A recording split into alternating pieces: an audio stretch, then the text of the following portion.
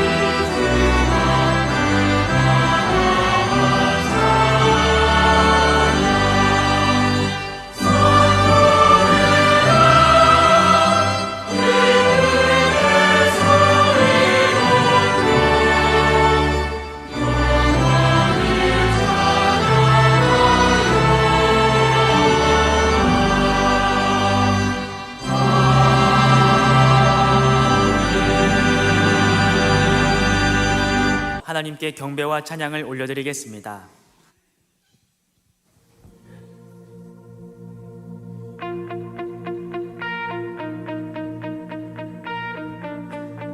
할렐루야. 이 시간 주님 앞에 박수 치면서 찬양 드리겠습니다.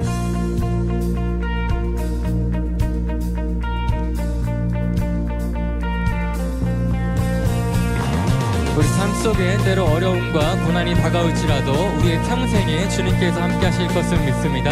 우리가 담대한 마음으로 주님만을 의지하면서 함께 찬양 드리겠습니다. 내 평생에 가는 길, 내 평생에 가는 길 순탄하여 늘 잔잔한 강 같든지 큰 풍파로 무섭고 어렵든지 나의 영혼은 늘 편하다.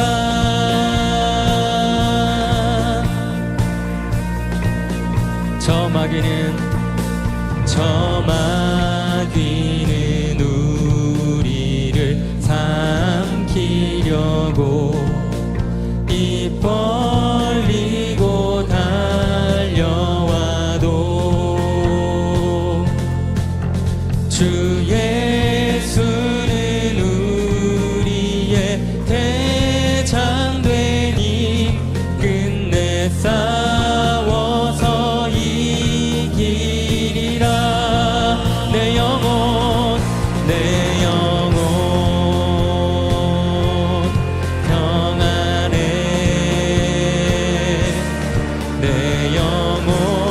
내 영혼 평안해.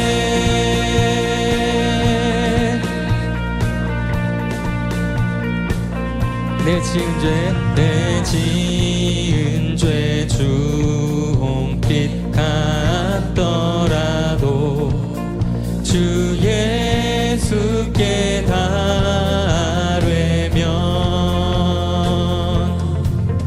그 십자가 피로써 다시 스사 흰 눈보다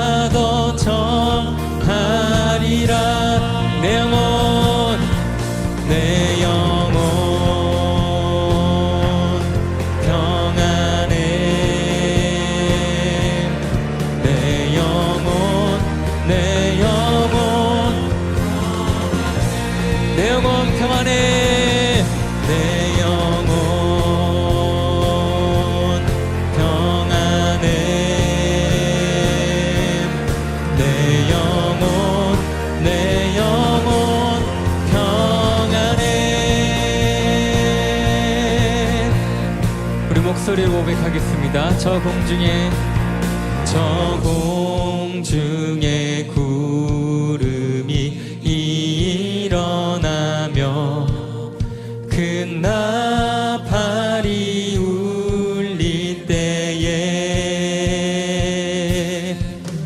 주 오셔서 세상을 심판해도 나의 영혼은 겁없으리. 내 영혼 평안해.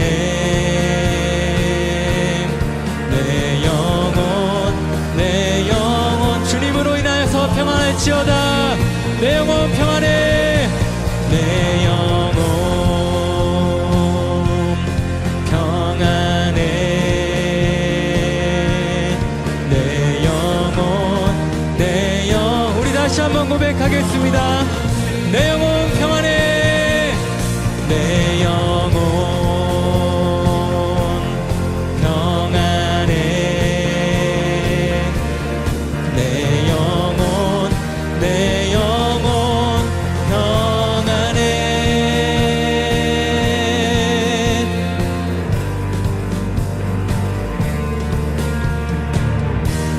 우리 삶 속에 어떠한 어려움과 고난이 찾아올지라도 우리가 주님으로 인하여서 평안할 수 있음을 고백합니다. 우리 주님께 감사와 영광의 박수로 나아가겠습니다. 할렐루야. 주님 감사합니다.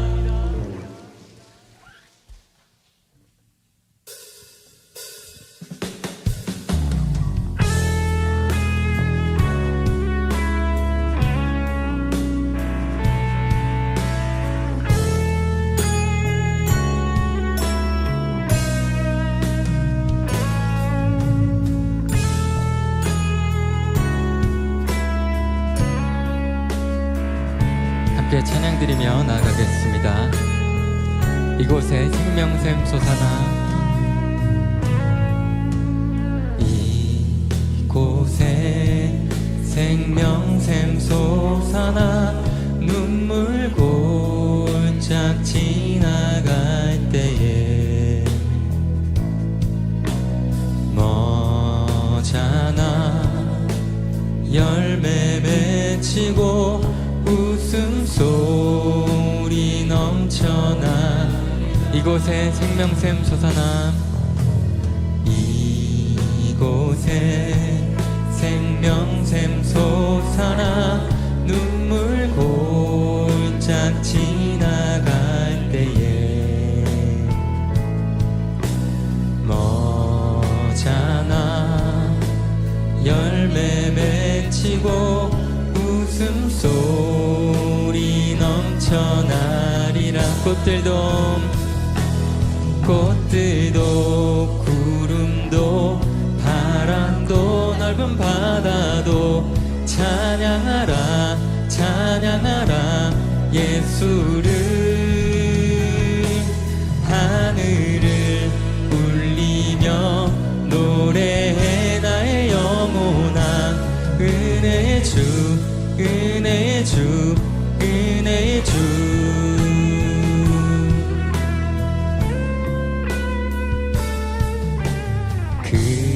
그날에 하늘이 열리고 모든 이가 보게 되리라. 마침내 꽃들이 피고 영광의 주가. 그날에 하늘이 열리고 그날에 하늘이 열리고 모든 이가 보게 되리라. 마침내 꽃들이 피고 영광의 주가. 꽃들도 구름도 바람도 넓은 바다도 찬양하라 예수를.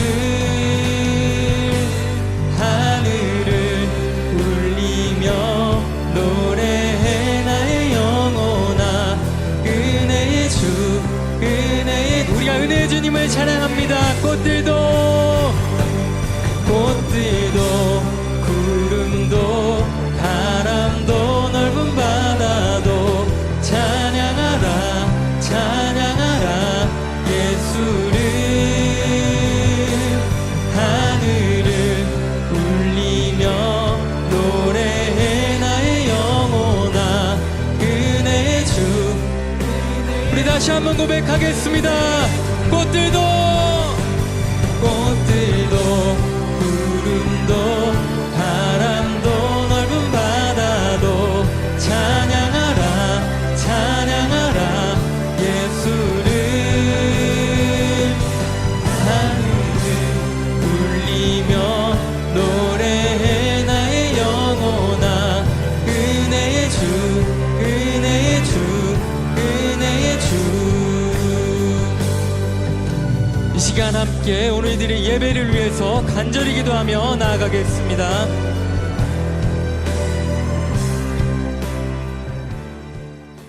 하나님 말씀은 민수기 35장 9절에서 15절까지 말씀입니다.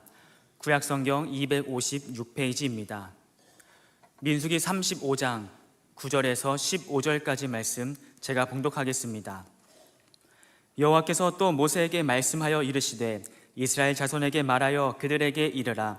너희가 요단강을 건너 가나안 땅에 들어가거든 너희를 위하여 성읍을 도피성으로 정하여 부지 중에 살인한 자가 그리로 피하게 하라. 이는 너희가 복수할 자에게서 도피하는 성을 삼아 살인자가 회중 앞에 서서 판결을 받기까지 죽지 않게 하기 위함이니라. 너희가 줄 성읍 중에 6을 도피성이 되게 하되 세 성읍은 요단 이쪽에 두고 세 성읍은 가나안 땅에 두어 도피성이 되게 하라. 이 6성읍은 이스라엘 자손과 타국인과 이스라엘 중에 거류하는 자의 도피성이 되리니 부지 중에 살인한 모든 자가 그리로 도피할 수 있으리라. 아멘. 이 시간 시온 찬양대에 찬양 읽겠습니다.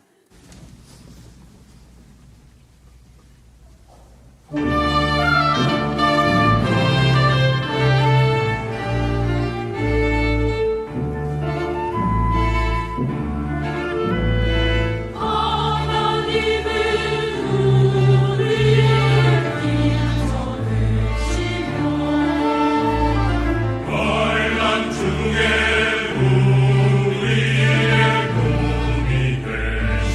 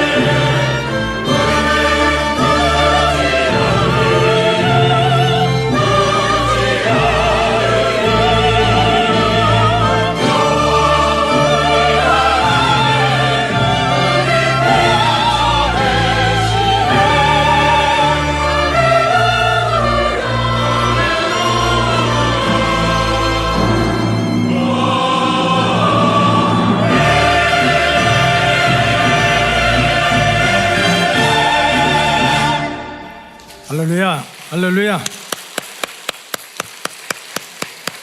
자, 오늘은 민수기 35번째 말씀으로 영혼의 도피성, 영혼의 피난처 예수 그리스도. 오늘은 용이 맞은 것 같아요. 우리 지휘자하고 서로 카톡도 안 했는데 하나님은 우리의 피난처가 되신다고 어떻게 알아가지고 어떻게 알아서 맨날 맞으면 좋겠지만 그래서 아주 피난처가 되시는 예수님에 대해서 설교를 하는데 피난처가 되시는 하나님에 대해서 찬양을 해서 너무 좋았습니다. 우리 박수 한번 더 하겠어요? 자, 그 이스라엘 백성들이 하나님의 약속대로 애굽에서 430년 동안 종살이 하다가 자유함을 얻었습니다. 그리고 이제 약속의 땅에 가는데 금방 가면 얼마나 좋아요. 이 광야에서 40년 동안을 고생했습니다. 먹을 거 마실 것도 없어서 원망하고 불평하고, 어떤 사람이 힘들다고 돌아가고, 어떤 사람은 왜 우리를 멀쩡하게 애굽에서 고깃가마 옆에서 잘 사는데 끌어내서 고생시키냐 해서 모세와 아론에게 대적하다가 땅이 갈라져서 죽기도 하고, 전염병이 돌아서 죽기도 하고, 그런 40여 년의 고생 끝에 이제 200만 년 되는 이스라엘 백성들이, 지금으로 말하면 이스라엘 땅 동쪽 요단강 동편에 이제 다 모이게 됐습니다. 얼마나 감격스럽습니까? 이제 요단강만 건너가면, 서쪽으로 요단강만 건너가면 하나님이 약속하신 그 가나안 땅, 젖과 꿀이 흐르는 축복의 땅에 들어가게 됐습니다. 그래서 이렇게 들어가기 직전에 하나님 모세를 통해서 니네 거기 들어가서 네 실력대로 치고받고 욕심부리면 안 된다. 제비를 뽑아라. 제비를 뽑는다는 것은 내 마음대로 안 된다는 거거든요. 하나님이 정해주는 대로 그 12지파가 숫자가 많으면 많게, 적으면 적게, 형편에 맞게 각 지파에게 땅을 분배하겠다. 그래서 땅을 12조각으로 쫙 나눠가지고 이제 요단강을 건너가면 12지파가 이 땅을 차지해라 그랬습니다. 그 대신 레위 지파는 땅을 차지하지 말아라. 레위 지파는 평생을 하나님의 성전에서 제사를 드리고 절기를 지키고 예배를 인도하고 성도의 가정을 신방하고 축복하는 이제 제사장의 사명입니다. 제사장. 이제 12지파인데 레위 지파를 빼고 12로 나누면 하나가 남잖아요. 그러면 요셉이 아들이 둘이었어요. 큰 아들이 므낫세고 작은 아들이 에브라임인데, 레위 지파를 뺀 그 자리에다가 이제 요셉의 둘째 아들을 집어넣어서 땅을 12조각으로 이렇게 나눠라 그랬습니다. 자, 사진을 한번 보여주세요. 사진. 이렇게 여러분들이 보다시피 이제 지중해 쪽에 붙어 있는 남쪽부터 시작하면 시므온, 유다, 단, 베냐민, 에브라임, 므낫세. 므낫세는 이제 요셉의 그 둘째 큰 아들입니다. 에브라임이 작은 아들이고. 근데 므낫세 이 큰 아들의 숫자가 많아요. 그래서 요단강 서쪽에도 땅을 주고 또 요단강 동쪽에도 므낫세가 있죠. 그래 므낫세는 지파가 많아가지고 땅을 더 넓게 줬습니다. 그리고 이제 계속 위에로 이사갈, 스불론, 아셀, 납달리. 그 다음에 이제 또 오른쪽 요단강 동쪽에 므낫세, 또 밑으로 내려와서 갓, 루벤 해서 레위 지파를 뺀 12지파에게 땅을 골고루 나눠줘라. 실력대로 빨리 간다고 힘 있는 대로 차지하면 안 된다. 하나님이 나눠준 대로 가라. 이렇게 말씀을 하셨어요. 근데 이제 문제가 생겼어요. 그러면 12지파는 이제 요셉의 아들까지 포함해서 다 먹고 살 수 있는 땅을 분배받았는데, 이제 그냥 일생 동안 제사를 드리고 절기를 지키고 성도들을 위해서 기도하고 축복하는 이 레위 지파는 어떡하냐. 그래서 하나님이 모세에게 다시 얘기를 했습니다. 땅을 분배받지 않은 이 성전에서 일하는 레위 지파를 위해서는 각 12지파가 성읍을 지어라. 12지파가.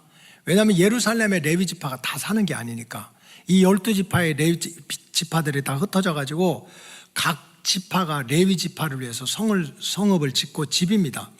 그 다음에 초장, 목초지를 만들고 또 물웅덩이를 파서 레위 지파가 마음껏 하나님을 섬기고 그 다음에 성도들의 가정을 신방하고 축복할 수 있도록 그렇게 제사장들의 일상적인 삶을 각 지파가 합력해서 책임을 져서 그렇게 성읍을 만들어줘라 그랬습니다. 그래서 민수기 35장 1절에 보니까 여호와께서 여리고 맞은편 요단 강가 모압 평지에서 이제 다 도착했죠. 모세에게 말씀했습니다. 2절에 이스라엘 자손에게 명령하여 그들이 따라하세요. 받은 기업에서 하나님은 우리에게 요구하세요. 없어서 요구하는 것이 아니라 때로는 시간을, 때로는 물질을, 달란트를 요구하는데 아무것도 없는 데서 구워서 빚내다가 하나님 섬기라는 게 아니에요. 뭔가 하나님한테 받은 은혜가 있거든요. 여러분, 하나님한테 받은 은혜가 있어요, 없어요? 근데 요 동네는 소리 하나도 안 나. 받은 은혜가 있어요, 없어요? 없다 해도 오늘 살아있는 것만 해도 은혜예요. 그럼 오늘 우리가 갔다면 내가 오늘 하루 생명 지키는 것도 하나님의 은혜예요. 그래서 너희들 받은 것 중에서 뭐 땅 팔고 집 팔고 막 빚지고 그런 거 아니라는 거예요. 너희들 받은 것 중에서 레위인에게 거주할 성읍들을 주게 하고 또 그 성읍들을 두르고 있는 초장, 목초지를 만들어서 레위인들에게 주어라. 3절에 보면 성읍은 그들의 거처가 되게 하고 초장은 그들의 재산, 성도들이 제사 드리기 위해서 소떼나 양떼나 비둘기나 뭐 이런 걸 드리면 그걸 이제 또 제사장들이 한동안 레위 지파가 데리고 있어야 되잖아요. 뭐 그날 다 죽이는 게 아니니까. 제사는 가축과 짐승들을 둘 곳이 되게 해라. 초장은. 그리고 다음에 보면 또 무릉덩이도 팔아. 그래서 집 져주고 목초지 만들고 무릉덩이를 파서 이 레위 지파 제사장들이 오로지 제사 드리고 절기 지키고 성도들을 기도하고 축복하는 일에 전념해라.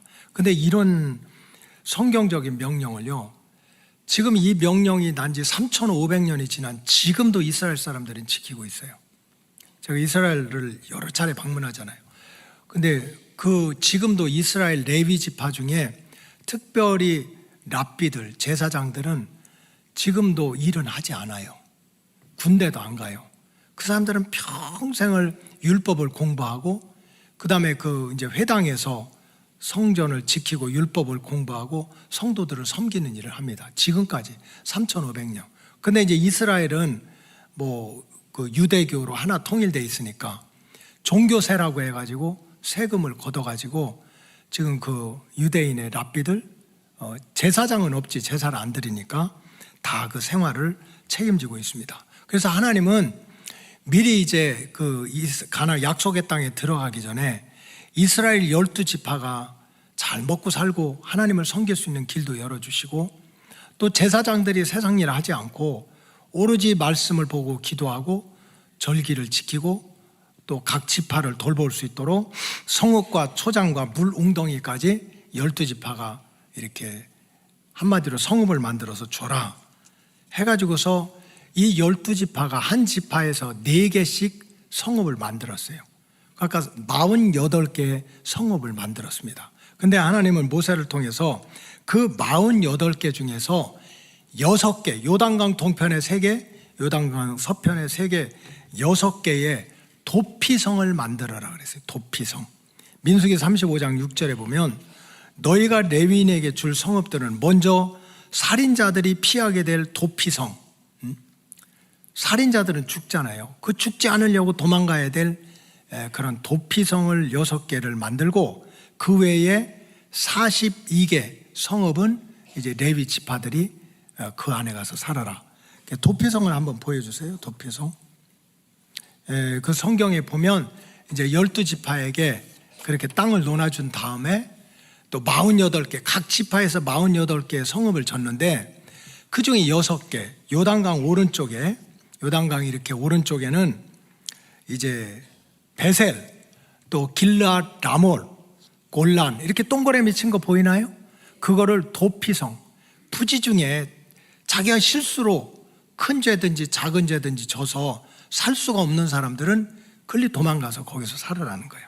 그 다음에 왼쪽에는 헤브론, 그 다음에 중간에 뭐가 있죠?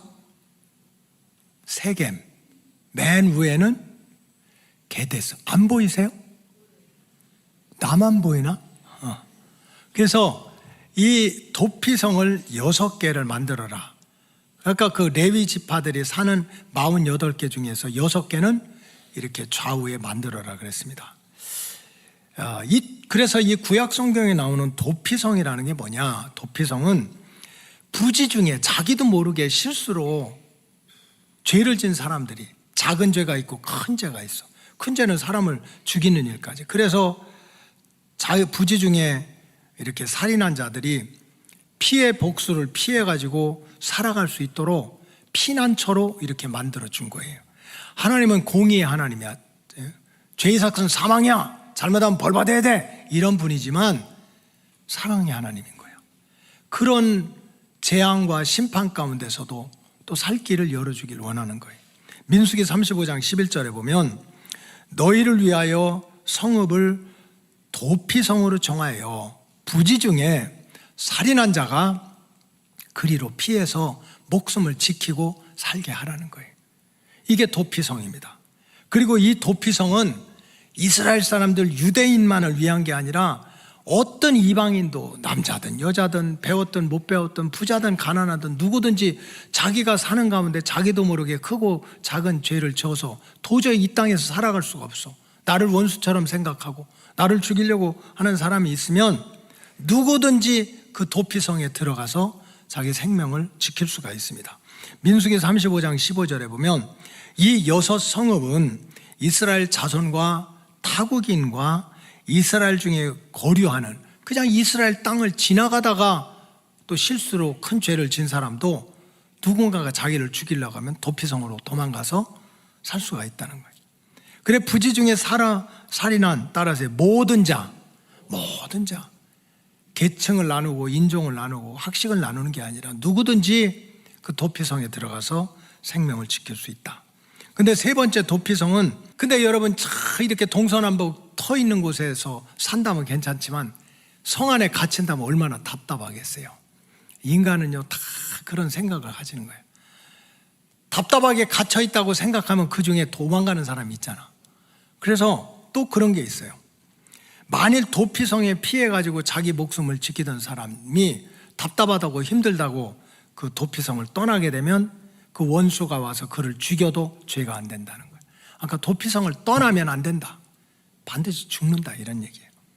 민수기 35장 26절에 보면 그러나 살인자가 어느 때든지 그 피하였던 도피성 지경 밖에 나가면 27절 피를 보복하는 자 원수지 너 나한테 피를 흘리게 했으니까 너도 피를 흘려야 돼. 그렇게 나한테 보복하려고 하는 자가 와서 그 살인자를 죽여도 피 흘린 죄가 안 된다. 아까 도피성을 떠나면 반드시 죽는다는 거지. 그러면 하나님은 이렇게 한번 죄 짓고 큰 죄를 짓고 도피성에 갇힌 자는 거기서 그냥 죽을 때까지 고통받고 말라 죽어야 되느냐? 그게 아닌 거야. 민수기 35장 28절에 보면 이는 살인자가 대제사장이 죽기까지 이스라엘은 항상 제사장 중에 대제사장을 뽑거든요. 그래 어떤 대제사장은 1년, 어떤 대제사장은 2년, 어떤 사람은 3년 이렇게 대제사장 역할을 하는데 만약에 이 대제사장이 죽게 되면 그때 도피성에 있던 사람들은 대제사장이 도피성에 있던 사람들의 죄를 다 대신해서 죽었다고 생각해서 도피성에 살던 사람들은 다 자기 집으로 고향으로 이렇게 갈 수가 있었어요. 죄사함을 다 받고 이제 자유인이 돼서 고향 땅으로 돌아갈 수 있다. 자, 질문하겠습니다. 질문. 어떤 사람이 어제 어쨌든 부지 중에 살인을 해가지고 도피성에 어제 들어왔어. 그래서 하룻밤을 지나고 났더니 그날 대제사장이 죽었대. 그럼 이 사람은 도피성에 있어야 돼요? 아니면 나가도 돼요? 나가도 되는 거야. 어떤 사람은 10년을 있어도 못 나가. 왜? 대제사장이 안 죽어가지고. 그래서 옛날 그 도피성의 자리에 가보면은 그 돌에다가 막 사람들이 옛날에 뭐 철이 있겠으면 얼마나 글씨를 새겨놨는지 기도 제목 중에 이런 기도 제목이 있어요. 하나님, 대제사장 빨리 죽게 해주세요. 이렇게. 하여간 인간이 참 못됐어. 왜? 대제사장이 죽어야 자기가 나가니까. 그래서 참 이 도피성은 하나님의 공의로 보면 죽을 사람들이 잠깐 동안 거기서 생명을 지키고 또 대제사장이 죽게 되면 그 모든 살인과 같은 무서운 죄도 용서를 받고 나갈 수 있는 게 도피성이에요. 그래서 모든 성경학자들은 이 구약시대의 도피성은 하나님 구원 역사의 관점에서 볼 때 바로 영혼의 도피성, 영혼의 피난처가 되는 우리 예수 그리스도를 뜻한다는 거예요. 죄로 인해서 죽을 수밖에 없는 저와 여러분들에게 피할 길을 열어주시고 살 길을 열어주시고 보호해 주시는 예수님의 구원 역사가 바로 도피성의 역사라는 거예요. 여러분, 여러분들의 삶의 자리는 다 달라요. 그러나 옛날 충청도 속담에 천석지기는 천가지 걱정, 만석지기는 만가지 걱정을 가지고 산다고 그래요. 걱정이 없는 사람이 없어요. 행복하게 보이는 거와 행복한 건 다른 거예요. 남들은 다 성공했다고 그랬는데 나는 불안해서 잠을 못 자. 여러분, 우리 인생은 누구나 남 모르는 힘들고 어려운 인생을 살아가고 있습니다. 그래서 어느 땐가는 문득문득 그 자리를 피하고 싶은 거예요. 먹고 사는 것이 있고 없고가 아니라 너무 힘들어서, 너무 어려워서, 너무 꼬여서, 너무 상처받아서, 너무 속상해서 지금 내가 사는 삶의 환경을 벗어나고 싶은 거예요. 그런 피하고 싶은 충동감이 때로는 우리에게 우리의 삶의 자리를 흔들어놓을 때가 얼마나 많이 있습니까? 커뮤니케이션이라고 하는 말은 의사소통이라는 뜻입니다. 사람들 사이는 의사가 소통돼야지 그냥 결혼 생활 몇십 년을 했는데도 도대체 통하지 않는다면 얼마나 힘들겠어요. 그러니까 사람 사이는 통해야 돼. 의사가 통해야 되는데 이 의사가 소통되는 거, 이 커뮤니케이션은, 의사소통은 여러 가지 방법을 통해서 이루어집니다. 가장 기본적인 게 말이지, 말이지. 근데 이렇게 사람 사이에 통하는 것이 말만 가지고 통합니까? 사랑은 뭘로 하죠? 왜 할머니들이 대답해 이런 거를? 아까 9시 반에도 앞에 할머니들만 눈으로 하죠 그러더라고. 여러분, 꼭 사랑한다고 얘기해야 돼요. 이렇게 개슴치하게 이렇게 눈으로도 말하지. 이게 이제 서로 통하는 거지. 비언어적인 소통이라고 그래요. 몸짓 하나, 표정 하나라고도 서로 마음을 이렇게 통할 수가 있는 거예요. 그런가 하면은 이 함축적인 커뮤니케이션이라, 인클루시브라고 해서, 이게 겉만 보면 안 되는 거예요. 겉만. 그 말 속에 뭔가 깊은 뜻이 들어있는 거예요. 자, 할머니가 손주가 너무 예쁜 거야. 너무 예뻐. 그래서 손주를 이렇게 자꾸 엉덩이를 두드려. 아유, 우리 이쁜 강아지. 아유, 우리 이쁜 강아지. 그걸 보고 어떤요, 조금 모자란 며느리가 시어머니하고 싸웠대요. 어떻게 내 아들을 강아지라고 하냐고. 이걸 갖다 어려운 말로 멍청이라고 그러는 거야. 왜 못 알아들어? 이쁜 강아지라는 게 얼마나 이쁘면 그냥 아이고 내 새끼, 아이고 이쁜 강아지. 그 말 속에는 그 할머니의 본심이 들어있는 거야. 본심. 그래서 우리는 그냥 귀로 듣는 거, 말로 하는 게 전부인 거 아닌 거예요. 그 속에 들어있는 뜻이 있다고. 이거 뭐 여러분들이 다 아는 그런 얘기겠지만, 요즘에 우리 남편이, 목사님, 나는 자연인이다, 거기에 푹 빠져 있어요. 근데 우리 남편이 얘기하기를, 그냥 크게 직장하고 뭐 20년, 30년, 10년 직장 생활하고 사업하던 사람들, 남자들의 로망이래요. 그리고 우리 남편이 맨날 TV만 끄면은 나는 자연인이다, 그걸 보면서 여보, 내 친구들은 다 이거를 로망으로 삼고 있어. 그래서 우리 남편도 그걸 이렇게 나는 자연인이다, 저게 남자들의 로망이라고 그렇게 얘기를 하더라고요. 여러분, 정신 차리세요. 정신 차려. 이건 로망이 아니라 너랑 떠나서 살고 싶다는 뜻이야. 지금 그렇게는 말은 못하고 산에 가서 산다는 것이 먼저입니까? 혼자 가서 산다는 뜻이지. 지금 있는 삶의 환경을 먹을 것 입을 것이 없어서가 아니라 좀 피하고 싶은 거야. 바꾸고 싶은 거야. 벗어나고 싶은 거야. 그러니까 부인 두고 애들 두고 산속에서 그냥 고기 잡고 상추 뜯어서 싸먹는 그걸 보고 아이고 나는 언제 저기 가나. 그 말귀를 못 알아듣고 남자들의 로망이래요. 아이고. 남자들도 정신 차리세요. 여자들이 하는 말을 그 깊은 뜻을 알아야 된다고. 요즘에 우리가 제자훈련반을 하잖아요. 다음 세대가 중요하잖아. 요즘엔 결혼을 늦게 해서 막 50대도 애를 낳고 그러잖아. 50대, 40대, 뭐 30대.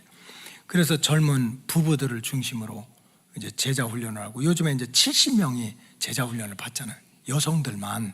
이제 그 남편들도 다 시작할 건데, 그래서 이제 6개월 동안 작정하고 열심히 달려와서 지금 한 절반을 넘어가서 이제 제자훈련 야외 소풍을 갔습니다. 뭐 애나 어른이나 공부 안 하고 소풍 간다면 하나님의 은혜래. 그냥 뭐 너무 좋아해. 갔어요. 근데 이제 보통 교인들은 목사님하고 1대1로 대화할 기회가 거의 없어요. 뭐 딱 신방한다든지 이런 거 아니면, 뭐 지금도 저 혼자 얘기하죠. 여러분들은 그냥 저 쳐다보기만 하지 서로 이렇게 대화가 없잖아요.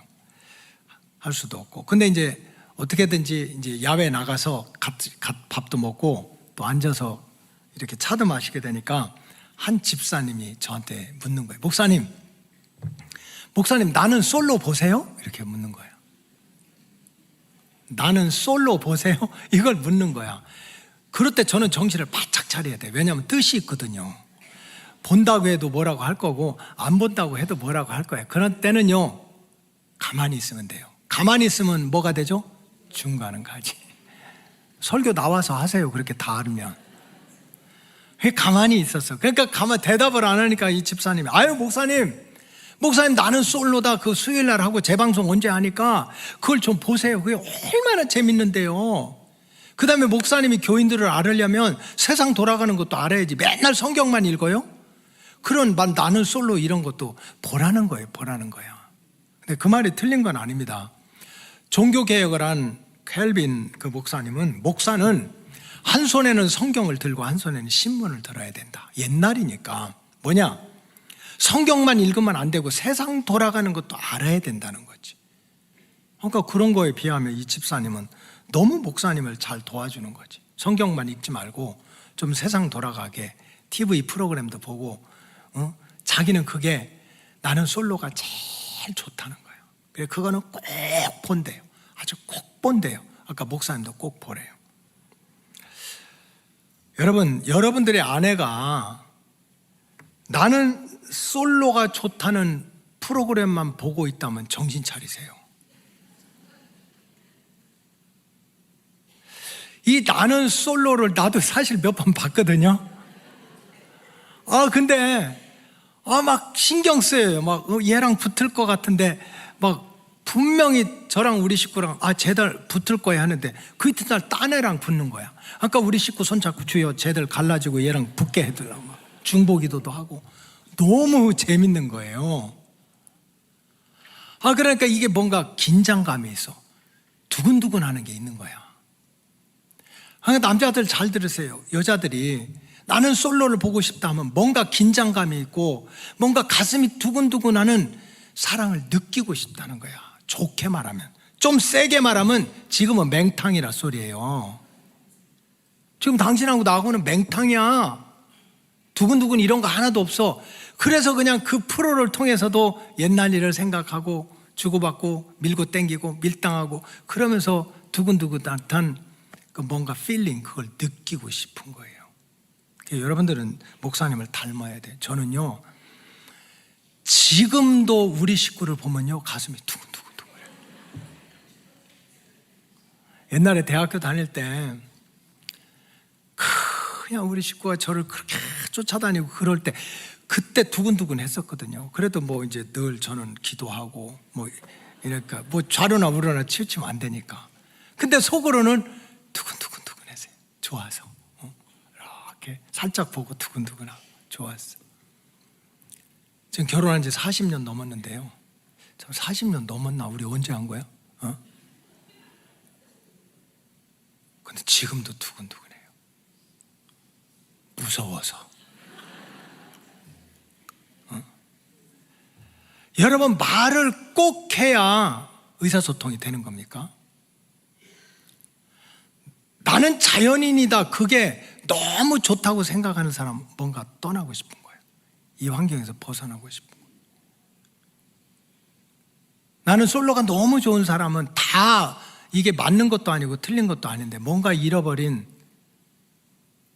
두근두근 따뜻함, 사랑을 느끼고 싶은 거지. 그러니까 이 자리는 아니라는 거예요. 우리는 때때로 지금 사는 삶의 자리에서 벗어나고 싶다, 이런 생각이 들 때가 있어요. 도망치고 싶다, 피난하고 싶다. 너무 힘들어서, 속상해서, 알아주지 않아서, 상처받아서. 상처는 모르는 사람끼리는 주고받지 않아요. 상처는 아는 사람끼리 주고받는 거거든요. 그래서 막 어떻게든지 이 환경에서 며칠이라도 잠깐 내가 떠나고 싶고 피하고 싶고 하는 생각이 들 때가 왜 없습니까? 그러나 잘 생각해 보세요. 어디 갈 건데요? 피하면, 떠나면, 도망가면 문제가 해결됩니까? 세상에서 문제 중에 가장 큰 문제는 전쟁이야. 그건 사람 죽고 사는 문제야. 근데 지금은 전쟁 나도 피난 못 가요. 세상 한강 모래사장에 떨어진 바늘도 위성으로 바늘 하나 떨어진 것도 차지하는데 어디로 도망을 갑니까? 그럼 우리가 사는 이 삶의 자리가 힘들고 어렵고 여기서 좀 벗어나고 싶어, 떠나고 싶어, 좀 자유함을 얻고 싶어 해도 막상 우리에게는 갈 길이 없는 거예요. 바로 이런 위기 속에 살아가고 있는 우리들에게 오늘 본문이 주는 영적인 메시지가 뭡니까?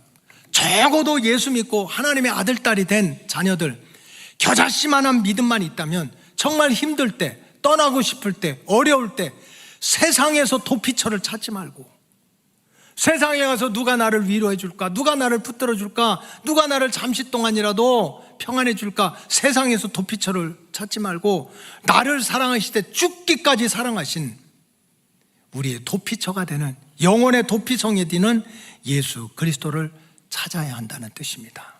찾아야 된다. 여러분, 예수님은 왜 우리에게 영혼의 도피성이 됩니까?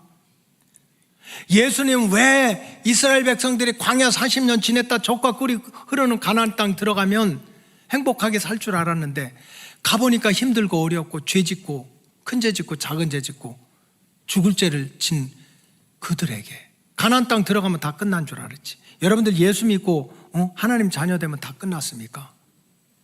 그래도 속상하고 허전하고 도망가고 싶고 그런 거 왜 없겠어요?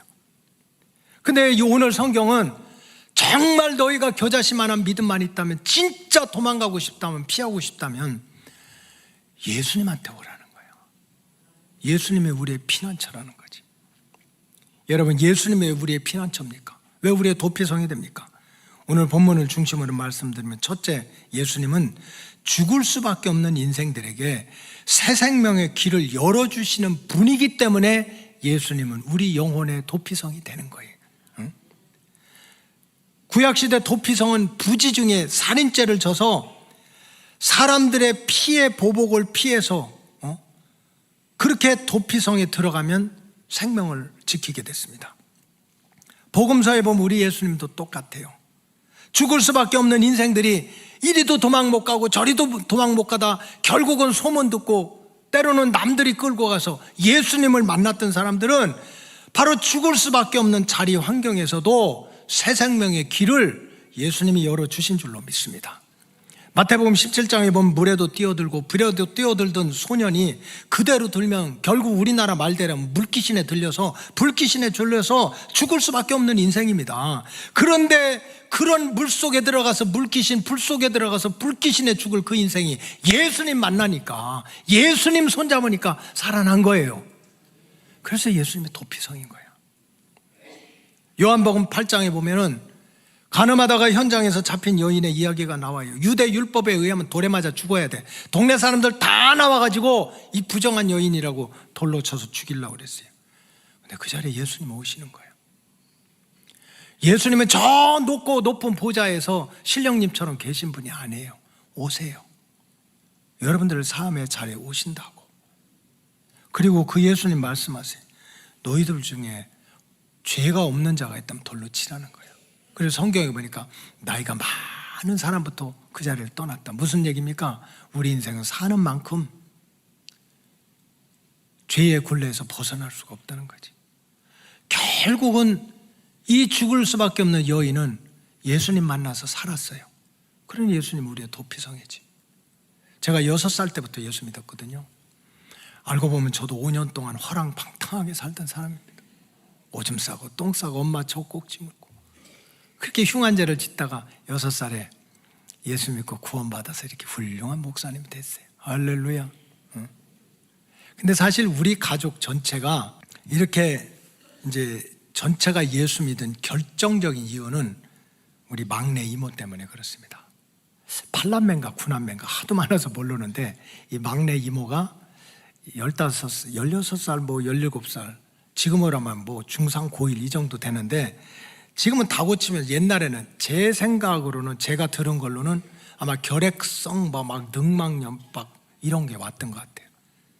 그래서 그렇게 통통하고 이뻤던 우리 막내 이모가 그냥 완전히 병원에서도 포기하고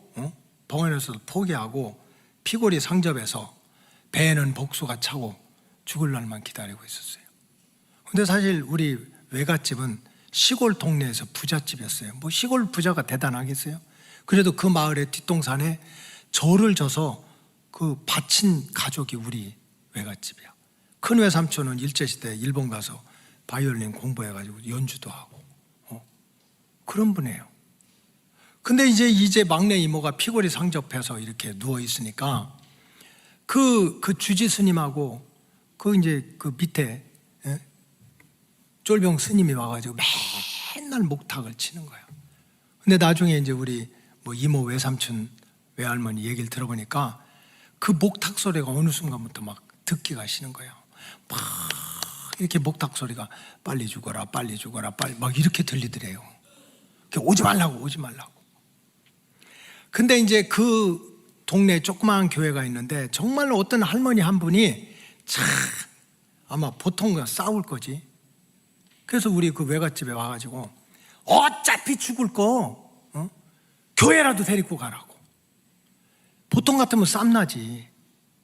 근데 어차피 죽을 환경이 됐으니까 어차피 죽을 거 저 땡땡이 중들 와가지고 맨날 목탁 쳐야 시끄럽기만 하고 오지 말라고 했으니 교회 가서 하나님인지 뭔지 그분 좀 만나야 되겠다 하고서 가족들이 뭐 리약관가 뭐에다 끌고 그 조그만 교회 자리 깔아놓고 하는 교회 일주일 동안 하는 거기를 참석을 한 거예요.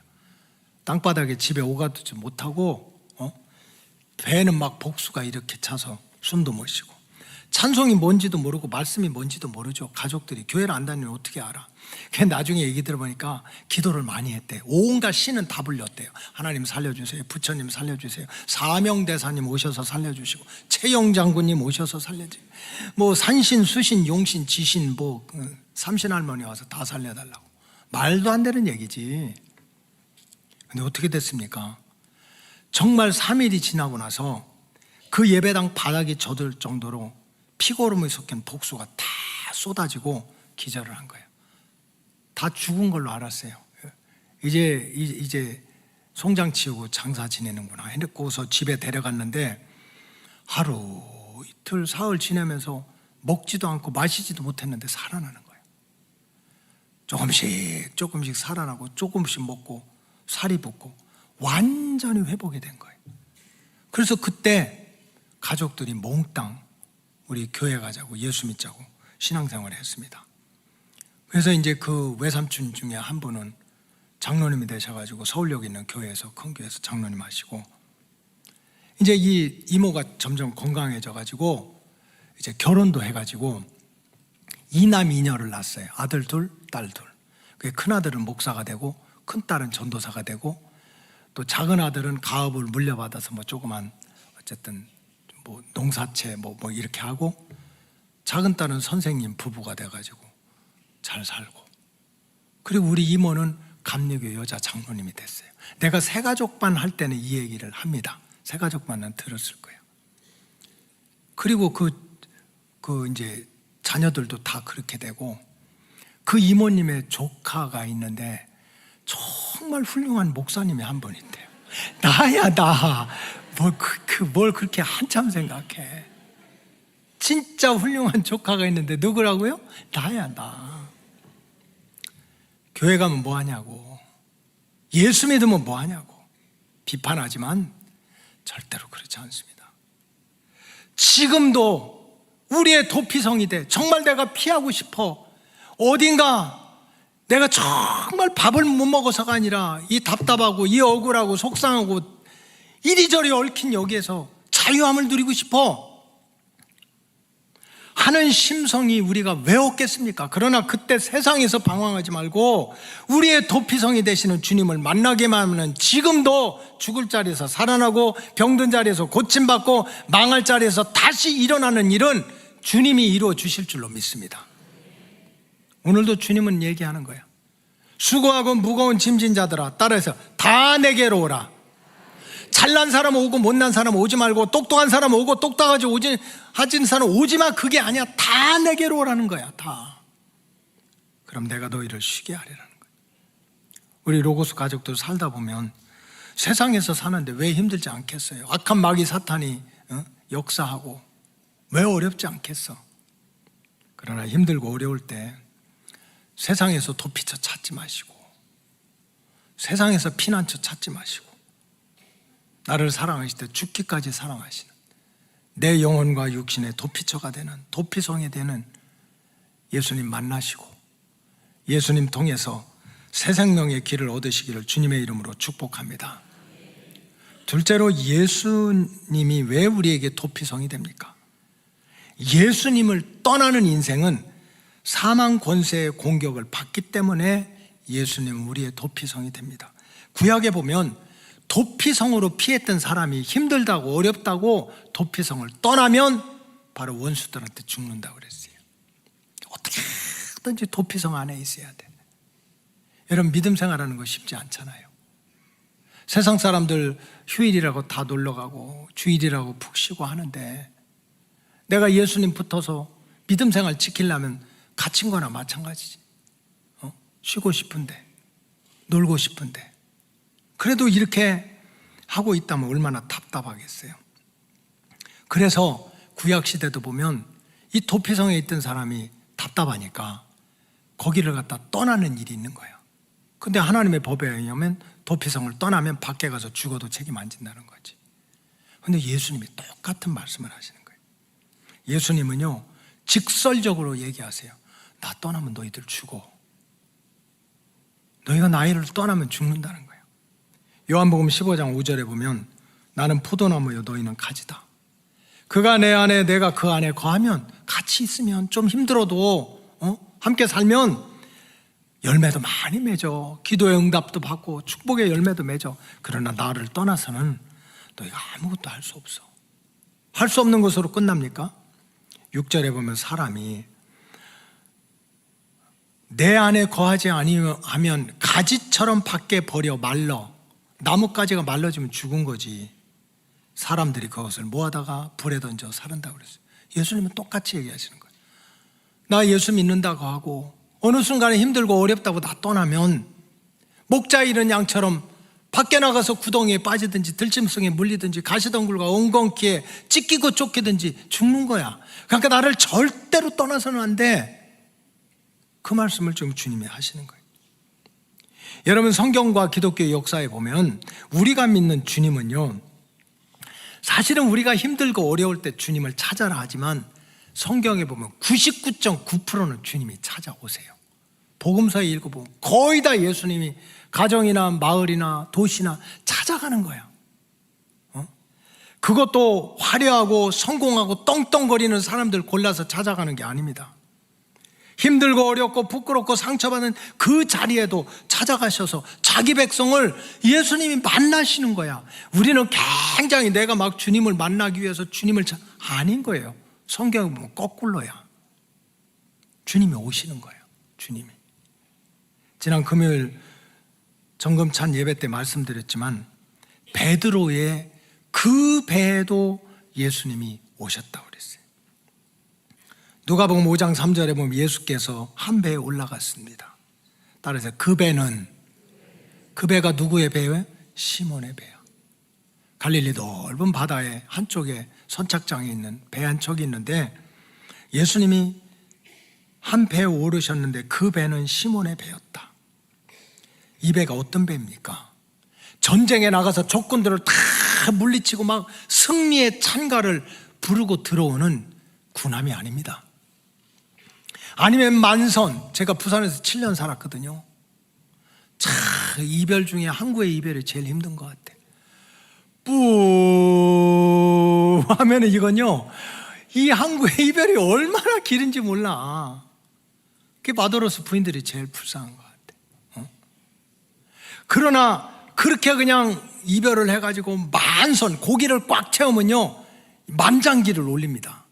그 배가 막 펄럭펄럭하면 항구에서 기다리던 사람들이 박수를 치고 가족들이 눈물을 흘리고 몇 달 만에 들어오니까 만선의 깃발을 돌리고 고기를 많이 잡고 오는 그러한 대단한 배가 아닙니다. 적어도 시몬의 배, 그 배는 밤새도록 그물을 던졌지만 고기 한 마리 잡지 못한 허탕친 빈 그릇 하나 덜컹 싣고 오는 그물이에요. 사람들에게는 조롱거리가 되고 가족들에게는 희망을 주지 못하는 그러한 절망스러운 그 배입니다. 근데 예수님은 그 배에 찾아가셨어요. 그 배에 올라가셨어요. 그리고 시몬을 만나시고 빈 그물이 채워지고 빈 배가 채워지는 기적을 열어주셨어요. 여러분, 우리가 뭐 주님을 굉장히 찾는 것 같지만 사실은 주님이 우리를 찾아오세요. 요한복음 5장에 보니까 1등을 못하고 38년 동안 고생하는 베데스다의 한 병자의 이야기가 나옵니다. 요한복음 5장 3절에 보니까 그 안에 많은 병자, 맹인, 다리 저는 사람, 혈기 많은 사람들이 누워서 물이 움직이는 것을 기다리고 있었다 그랬어요. 4절, 이는 천사가 가끔 못에 내려와서 물을 갖다가 이렇게 흔들어 놓는데 움직인 후에, 따라하세요, 먼저 들어가는 자. 물이 움직일 때 가장 먼저 날라 들어가든지 뛰어 들어가든지 달리기를 하든지 기어가든지 1등으로 들어간 자만 고침받는다는 거예요. 근데 5절에 보니까 거기에 38해 38년 동안 병든 자가 그 갈릴리 바다 옆에서 꽂아놓은 짐짝처럼 널브러져 있는 거예요. 왜 그럴까요? 루저입니다. 생존 경쟁에서 이기지 못한 거예요. 38년 동안 1등 못 해봤어요. 아무도 도와주는 사람 없어요. 그래도 살 길이 그거밖에 없으니까 1등 못하고 38년 동안 부대끼더라도 1등 하려고 거기 앉아있는 거예요. 여러분, 세상은 다 1등 전쟁입니다. 배우지 못한 사람 배운 사람에게, 갖지 못한 사람 가진 사람에게, 힘없는 사람은 힘 있는 사람에게 눌리기 때문에 어떻게든지 내가 1등해서 내가 더 가져서 적어도 자존감을 지키고 떵떵거리고 살겠다는 거예요. 1등 안 하면 살 길이 없어요. 지금 우리의 삶의 경쟁이 그거 아닙니까? 모든 사람들이 1등을 향해서 죽어라고 달려가고 있는 거예요. 꼴찌는 어떡하라고? 도와주는 사람이 없으면 어쩌라고? 근데 성경에 보니까 1등 하지 못한 자리, 아무도 도와주지 않는 자리까지 사람들한테는 무시를 당해도 주님은 그곳에 오시는 거예요. 너 1등 못했은 거 알아. 너를 도와주는 사람이 없던 거 알아. 그래서 내가 너를 도와줄 거야. 너를 고쳐줄 거야. 그래서 38년 된 병자가 고침받고 주님을 찬양하는 얘기가 나옵니다. 여러분, 신앙생활은 엄청나게 잘하려고 노력하지 마세요. 우리 목사님 뭔 얘기하는 거야? 막 40일 동안 막 금식하고, 나 그런 사람 싫어. 목소리도 그냥 제 목소리로 하세요. 왜 목사님 보고 할렐루야 이런 거 싫어? 나 따라서 제 목소리 가지고, 제 정신 가지고 예수 믿으세요.